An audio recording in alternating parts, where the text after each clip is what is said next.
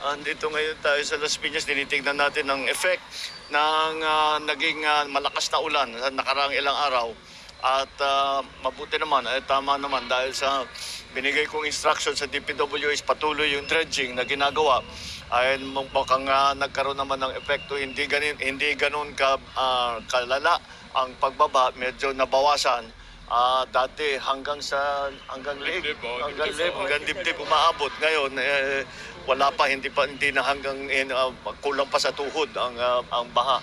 At so effective naman ang ating ginagawa. Ngunit alam naman natin kulang pa rin yan. Marami pa rin tayong kailangan gawin. Dahil itong halimbawa sa dredging, ngayon lang tayo nagde-dredge ulit na tinigil, nag-moratorium sa dredging for 12 years. So 12 years walang dredging.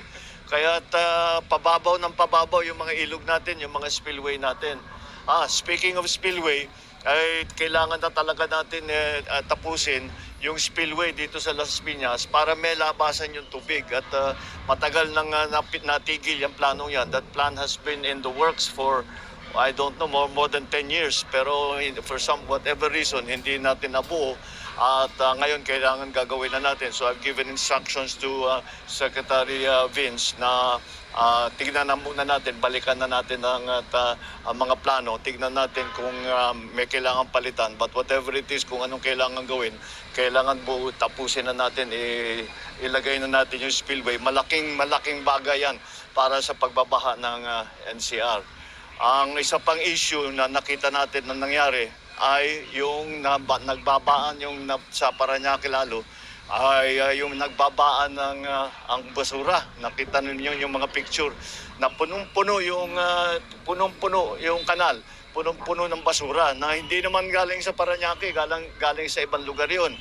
Pero dahil nabuksan na yung ating mga kanal, doon napasok, nasabayan pa ng high tide, kaya naipit yung mga basura doon. Kaya nananawagan kami sa lahat ng involved, ang ating mga local government unit, ang ating lahat ng mamamayang Pilipino, mag-ingat po kayo dahil ang laking pinsala ang nangyayari kapag yung basura natin ay hindi maganda ang pagtapon at kung saan na lang nilalagay.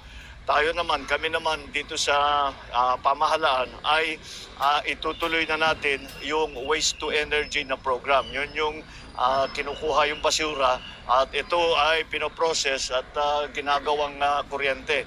At napakalaking bagay ng pagka natapos na natin. Sandali lang siguro yan kasi understood technology na yan.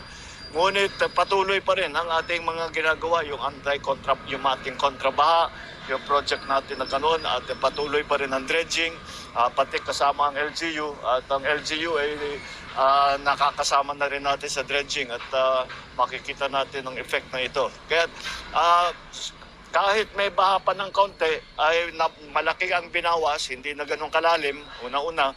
Pangalawa, mas mabilis mawala yung tubig dahil nga nabuksan na natin ang ating mga kanal. Patuloy ang ating gagawin ito dahil hindi pa tapos ang trabaho.